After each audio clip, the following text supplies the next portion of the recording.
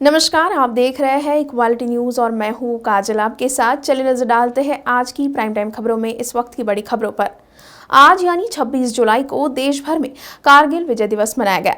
आज से ठीक 23 साल पहले भारतीय सेना ने कारगिल युद्ध में पाकिस्तानी सेना को मुंह तोड़ जवाब दिया था। दोनों देशों के बीच 1999 में लड़े गए युद्ध को जीतने की याद में हर साल 26 जुलाई को कारगिल विजय दिवस मनाया जाता है। पाकिस्तानी सेना ने घुसपैठ कर जिन जगहों पर कब्जा कर लिया था, भारत के जाबाज फौजियों ने उन दुर्गम स्थानों पर दोबारा तिरंगा लहराया था। 60 दिन से ज्यादा चलने वाली इस लड़ाई को ऑपरेशन विजय नाम दिया गया था। तीनों सेना प्रमुखों ने कारगिल विजय दिवस पर दिल्ली में राष्ट्रीय युद्ध स्मारक पर पुष्पांजलि अर्पित की। राष्ट्रपति ने लिखा कि भारत माता की रक्षा के लिए अपने प्राण न्यौछावर करने वाले सभी वीर सैनिकों को मैं नमन करती हूँ। सभी देशवासी उनके और उनके परिजनों को प्रति सदैव ऋणी रहेंगे। जय हिंद। कांग्रेस अध्यक्ष सोनिया गांधी लंच ब्रेक के बाद फिर ईडी ऑफिस पहुंची थी। बता दें कि आज सुबह 11 बजे से पूछताछ शुरू की गई थी, जो दोपहर 1:30 बजे तक चली है। वहीं पूछताछ के खिलाफ पार्टी सांसदों के साथ राहुल गांधी विजय चौक के पास धरने पर बैठ गए थे, जिसके बाद दिल्ली पुलिस ने उन्हें हिरासत में ले लिया है। मंगलवार को सोनिया गांधी से ईडी ने पूछताछ की। ईडी की कार्रवाई के खिलाफ कांग्रेस ने संसद से सड़क तक जमकर हंगामा किया। कांग्रेसी सांसदों ने जहां ये मुद्दे सदन में उठाए, तो कांग्रेसी नेताओं ने कांग्रेस दफ्तर पर विरोध प्रदर्शन किया। इसके बाद राहुल गांधी के नेतृत्व में कांग्रेस के सांसदों ने संसद भवन से विजय चौक तक मार्च निकाला। यह राहुल गांधी धरने पर बैठे। इसके बाद पुलिस ने राहुल गांधी और कांग्रेस सांसदों को हिरासत में लिया। पुलिस के मुताबिक राहुल गांधी और कांग्रेस के 50 सांसदों को हिरासत में लिया गया। दरअसल कांग्रेस नेताओं को विरोध प्रदर्शन करने से रोकने पर सचिन पायलट ने केंद्र सरकार पर हमला बोला है। उन्होंने कहा है कि ये आवाज कुचलने की कोशिश की जा रही है। उन्होंने कहा कि केंद्र एजेंसी के जरिए कांग्रेस नेताओं को टारगेट किया जा रहा है। मॉनसून सत्र में महंगाई, बेरोजगारी, जीएसटी और जांच एजेंसियों की कार्रवाई को लेकर विपक्ष का हंगामा जारी है। हंगामे के चलते राज्यसभा के 19 सांसदों को सदन से एक हफ्ते के लिए सस्पेंड कर दिया गया है।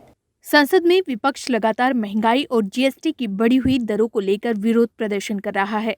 सरकार का आरोप है कि विपक्ष संसद की कार्रवाई में बाधा डाल रहा है, जबकि विपक्षी दलों का कहना है कि सरकार इन मुद्दों पर चर्चा से भाग रही है। सदन में हंगामे को लेकर मंगलवार को 19 सांसदों को निलंबित कर दिया गया।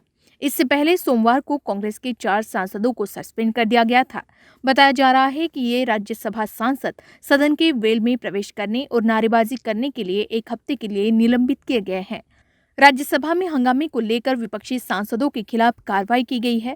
उपसभापति ने 19 सांसदों को निलंबित कर दिया। इन सांसदों में तृणमूल सांसद सुष्मिता देव, डॉक्टर शांतनु सेन, डोला सेन, शांता छेत्री, मोहम्मद अब्दुल्ला, ए रहीम, एल यादव और वी शिवादासन, अबीर रंजन विश्वास और नदीमुल हक शामिल हैं।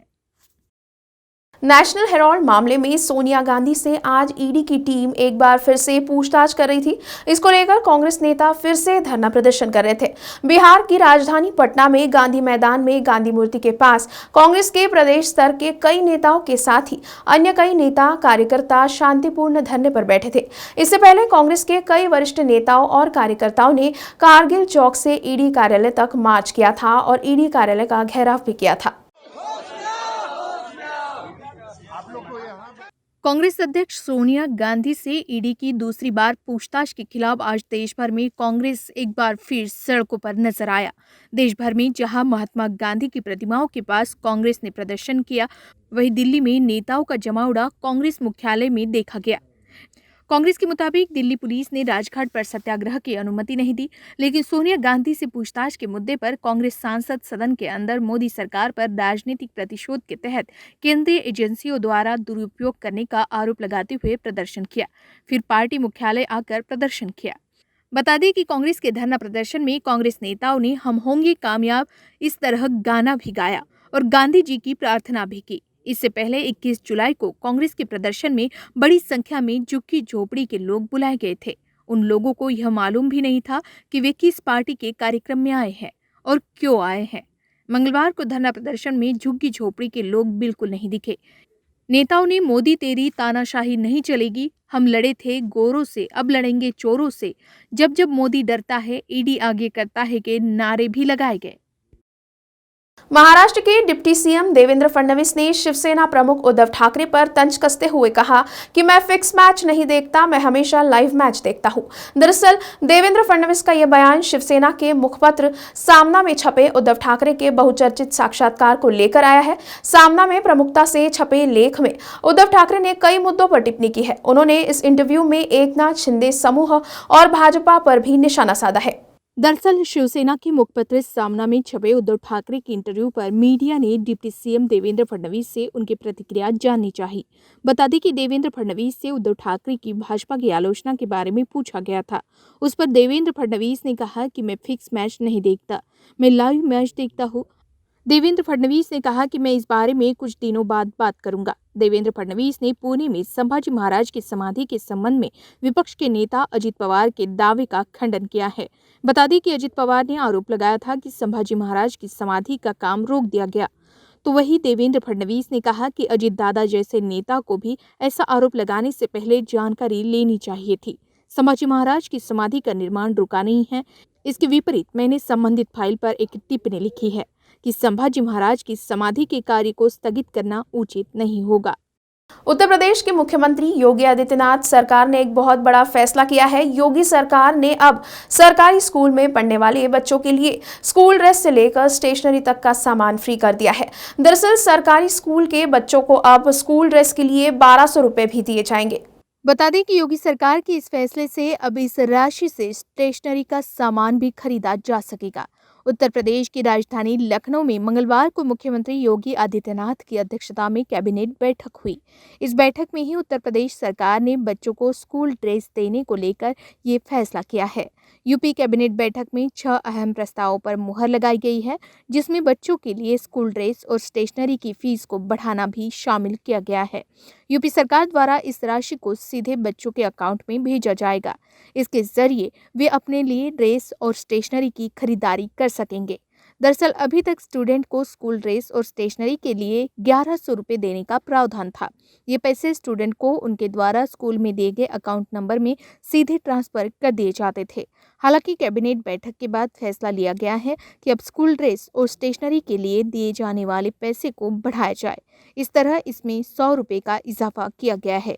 कैबिनेट ने अब स्टूडेंट के लिए स्कूल ड्रेस और स्टेशनरी की राशि को बढ़ाकर 1100 रुपये से 1200 रुपये कर दिया है। इन पैसों को डायरेक्ट बैंक ट्रांसफर यानी डीबीटी के जरिए स्टूडेंट्स तक पहुंचा दिया जाएगा। पश्चिम बंगाल की मुख्यमंत्री ममता बनर्जी ने सोमवार को कहा, अगर कोई भी गलत काम करने का दोषी पाया जाता है तो उसे सजा दी जानी चाहिए। उन्होंने ईडी द्वारा स्कूल सेवा आयोग घोटाले में उनके मंत्रिमंडल के सहयोगी पार्थ चैटर्जी को गिरफ्तार किए जाने के बाद ये बयान दिया है। ममता बनर्जी ने राज्य सरकार के एक पुरस्कार समारोह को संबोधित करते हुए उनके खिलाफ चलाए गए दुर्भावपूर्ण अभियान के खिलाफ विपक्ष की आलोचना की है। उन्होंने कहा कि वो भ्रष्टाचार का समर्थन नहीं करती है। उन्होंने आगे कहा, हमें न्यायपालिका पर पूरा भरोसा है। एक समय सीमा होनी चाहिए जिसके भीतर सच और अदालत का फैसला सामने आना चाहिए। अगर कोई दोषी साबित होता है तो उसे सजा दी जानी चाहिए। पार्टी भी कार्रवाई करेगी, लेकिन मैं अपने खिलाफ दुर्भावपूर्ण अभियान की आलोचना करती हूँ। सुप्रीम कोर्ट ने चुनाव के दौरान मुफ्त की योजनाओं पर रोक लगाने की बात कही है।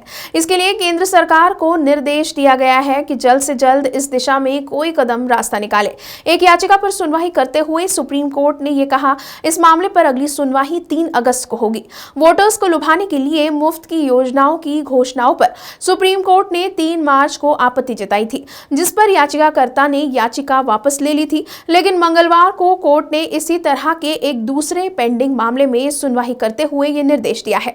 सुप्रीम कोर्ट ने सरकार को निर्देश दिया कि वित्त आयोग से बात करे, मुफ्त में खर्च किए गए पैसे को ध्यान में रखकर जांच करे। चुनाव आयोग ने सुझाव दिया कि सरकार इस मुद्दे से निपटने के लिए एक कानून ला सकती है। सरकार का यह तर्क था कि यह मामला चुनाव आयोग के क्षेत्र में आता है। सुप्रीम कोर्ट ने कहा कि केंद्र सरकार इस पर स्टैंड लेने से क्यों झिझक रही है।